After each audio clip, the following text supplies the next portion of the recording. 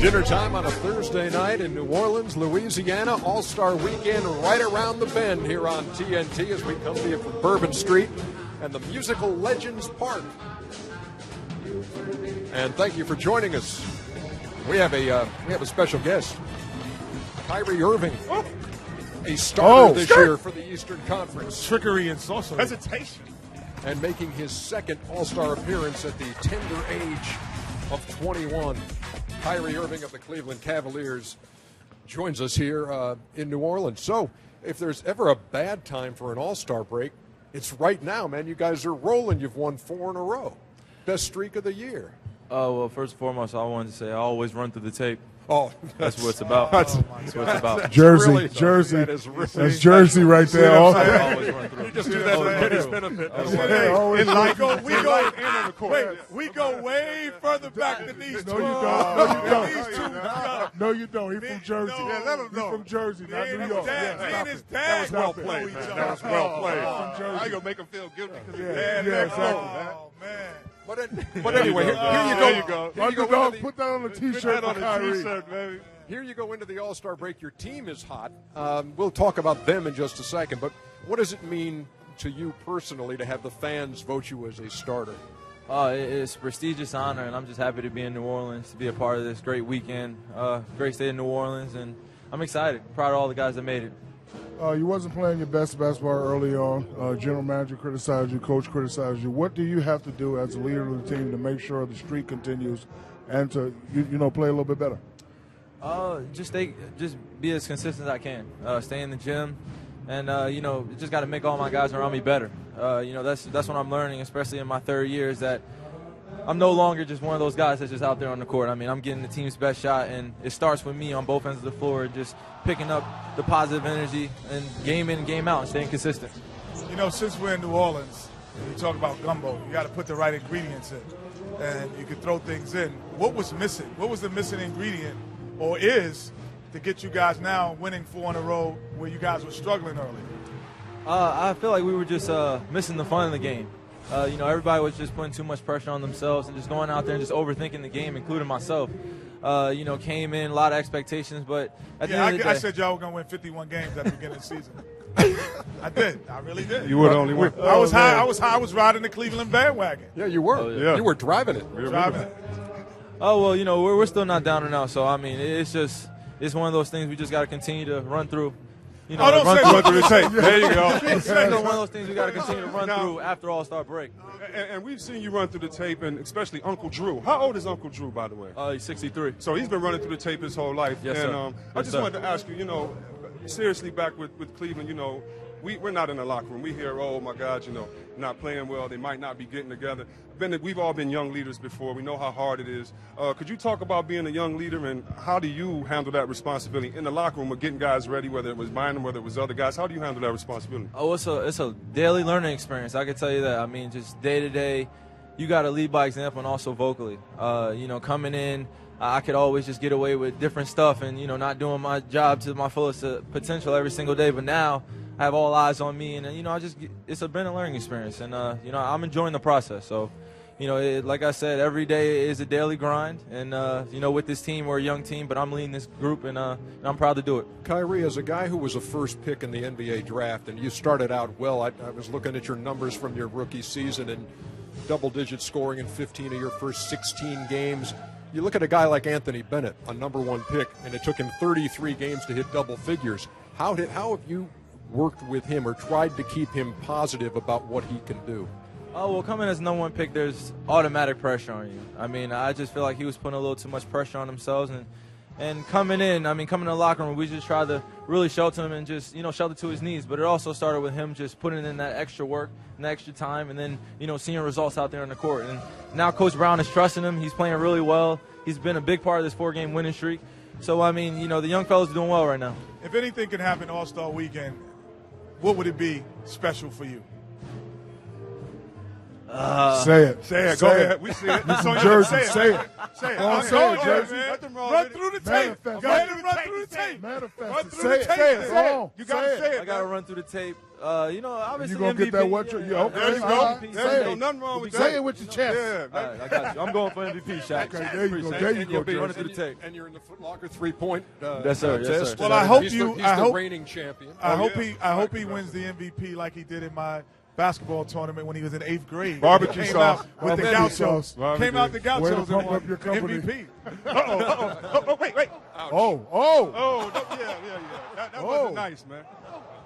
That wasn't very sportsmanlike to do that move. He was the MVP of that BBVA game out for Team Chuck, and then winning in fact, went 8 for 8 from the floor from 3-point land, and then won the 3-point last year. So we'll see him on Saturday night. We'll see him starting that for first the game. East on Sunday. And way Kenny. to represent my home state of New Jersey. Thank you, bro.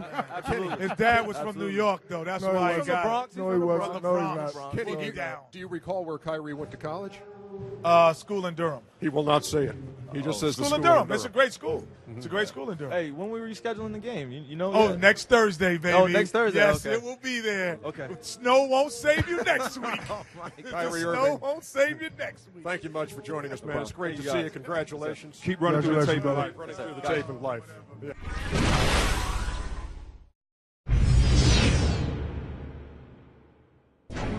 Well, Kyrie, it's been a very busy year.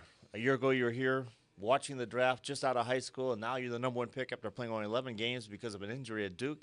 How do you put it in perspective? This is all surreal for me. I'm just glad that my family and friends were here and they were able to experience this with me. This is a once-in-a-lifetime opportunity, and I've been working countless hours in the gym, so leading up to this moment. So I'm glad I'm here now. You said friends and family, about 250 of them here. Obviously, you have a lot of support. You go to Cleveland, number one pick. Obviously, they've trying to get past LeBron James leaving there. How much pressure do you feel to get that team back? I don't really feel too much pressure right now. Honestly, I'm just really looking forward to getting there and, transitioning my game into the organization. They picked Tristan, and they have two great young guys coming into the organization. I'm really looking forward to getting to Cleveland. All right, congratulations. Look forward to having you as well. Thanks for having me.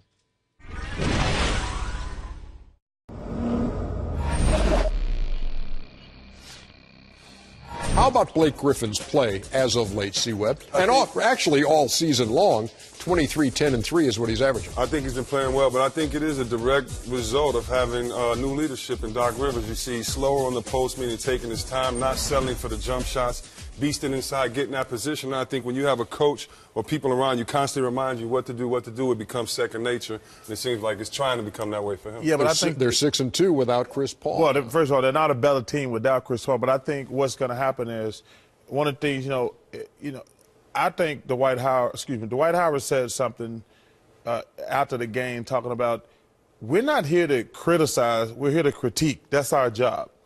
And I have said the thing about Blake.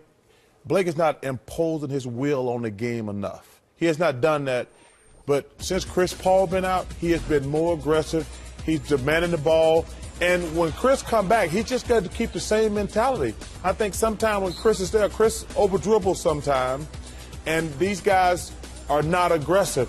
And I think when Chris come back healthy, if Blake keeps punishing these guys down low, this team here is going to be tough to beat. But he's got to keep imposing his will on the game. Chuck said last year that Blake did not have a post-up game. As you see there from those highlights, he's developed a post-up game. Not only 1 or 2 moves, 3 or 4 moves. He also has the ability to shoot the jumper, but he's playing well right now. His average up in the high 20s.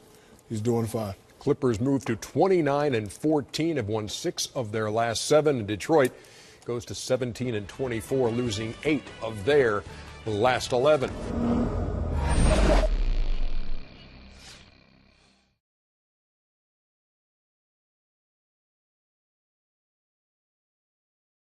We do offensively and defensively to get a win. What do you think the Hawks and Josh Smith are dealing with on a day like today when there's so much conversation leading into a possible separation? I don't know. I mean, it's a lot of uncertainty. If he's going to be here or not, or, for both parties. His name has been thrown around for a long time now to a lot of teams, and as a player, I bet it's not a very comfortable position, and also for the organization, not a comfortable position too. So we'll see what happens. As a team leader, what do you advise a guy, if he was your guy, on how to handle that, particularly on a night where it could be? Right, it'd be tough, and you have to pick and choose what you say, but just tell him, if he's here, play at the level that you've been playing at, and if we go, then play at the level you've been playing at as well, because it's also business, and we understand that. And it's not always promised the next day we're going to be in the same franchise or the same team, and if things change, you just got to accept the opportunity and move forward. Ron, it's strange how many different players have moved around, particularly in this division, the last few years. It was for the most part, we had a pretty dominant division. When I first got to Miami, with Orlando, of course, they had in Atlanta, playing high ball. So, it's changed. A lot of guys have left. Judge Johnson has left out of our division. Dwight Howard, of course, has left out of our division, and so many other guys as well. So, it's changed, but our division is still really good. But it continues to move. Is it a blessing to be in a position where you don't have to worry about those types of things? Well, I've been on both sides. I've been on both sides. We've made in Cleveland, we made trades at the deadline. And now we're in position now today. We haven't been in any talks. We feel like this is our team, and this is what we can. We feel like we can compete for a championship with our group. So, I've been on both sides. So, it's good to be on this side right now. LeBron, your thoughts on going up against Josh? Coach Larry Drew talked about changing his lineup a little bit tonight, and having a great player such as yourself, and he's a very good defensive player. You can just talk about that matchup between you two guys, man. Well, he's athletic. Plays the passing lanes really well. He has some good length, so he's probably going to try to maybe bag a ball for me and try to use his length to test my shots. But I accept any challenge. I don't think there's one guy in this league that can guard me one-on-one. So I try to look at the second and third defense, understanding he's going to have help from the rest of his guys. But it's going to be a challenge. It'll be fun. What does it feel like when you're in a groove like that, where you pretty much know no one guy can guard you, where you pretty much know that when you want it, you can get your shot? I've been in that groove for a long time now, for years. Where I feel like there's not one guy that can guard one-on-one, but that's what it's team basketball. So you're not being guarded by one guy. You have to react to the defenses, how they're playing you, what type of defense they're playing you. If they're lagging off, if they're playing you tight, and you got to counter and find ways to exploit it. With this being the first of 3 road games after the break, what is it going to take to win in this arena? It's about basketball. We move the ball, we share the ball offensively. We don't have a lot of turnovers to allow them to get in their break. We're really good at home and defensively. Create turnovers and rebound. We give ourselves a chance to win.